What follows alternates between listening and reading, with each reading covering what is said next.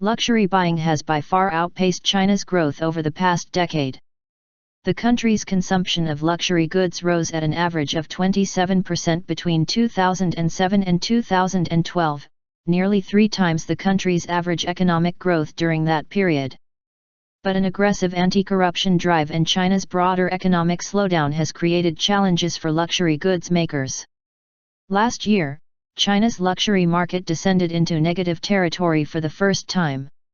In its recent survey of Chinese consumers, the 2014 China Luxury Market Study, consulting firm Bain Company said market growth slipped 1% to $18.7 billion. What drove the Chinese luxury market for many years is the practice of giving gifts. Buying for making gifts has drastically slowed down in the past 2 years owing to the anti-corruption drive, said Michel Phan, Associate Professor of Luxury Marketing at Emlyon Business School in Shanghai. Still, Chinese buying accounts for a third of luxury purchases globally. Tiger, flies and Ferraris. China's President Xi Jinping has been working hard to crack down on official graft since coming into office in 2012.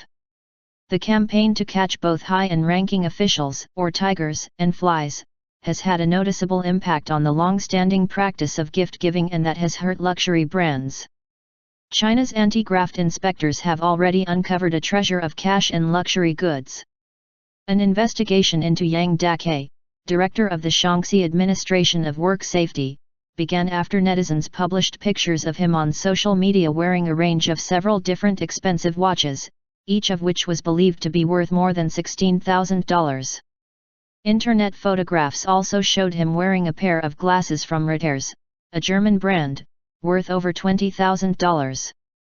According to reports, raids in the premises of Zhou Yongkang, China's former security chief who is being investigated for corruption, found 62 foreign and locally made cars, 55 paintings worth $129 million and many bottles of expensive wines. Lu Han, a mining tycoon whose links to Zhou Yongkang have been widely reported, owned hundreds of cars including Rolls-Royces, Bentleys, and Ferraris. Inspectors also found in his possession a Frank Muller Conquistador 8005 KCC-DCD watch, which according to prices posted online costs more than $110,000. Lu was executed last month after being convicted on charges of organizing and leading mafia-style crime and murder.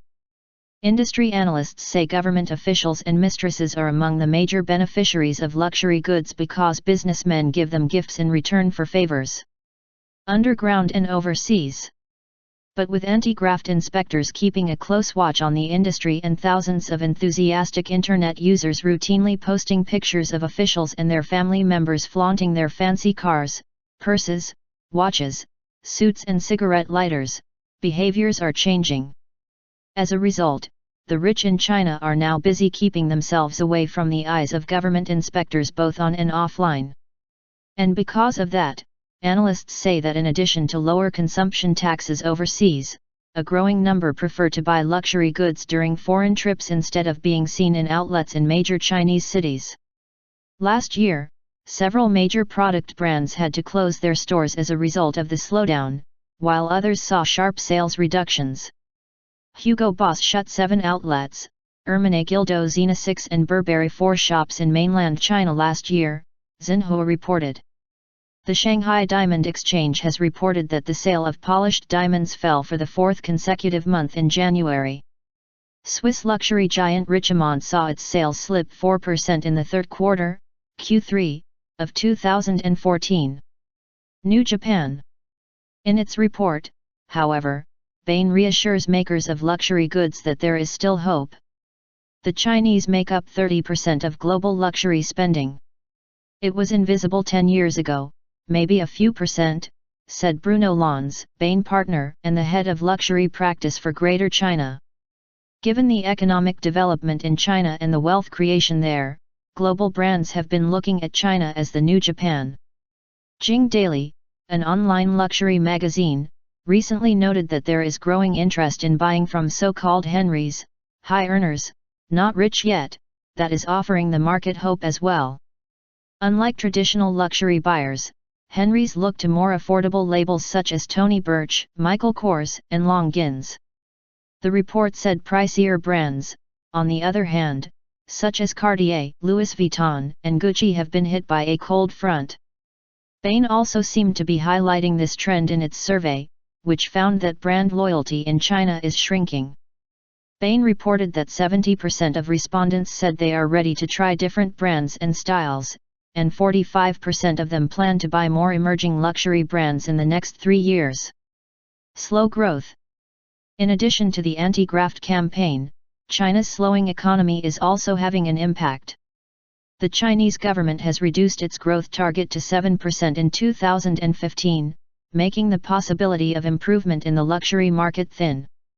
With the 7% GDP growth for 2015, the luxury market in mainland China will remain difficult for this year. With the gift-giving market almost disappeared, the only consumers who would buy luxury goods in mainland China would be those who buy on impulse, or for an urgent need, Professor Phan said. Luxury brands need to work harder to maintain their sales in China over the coming months.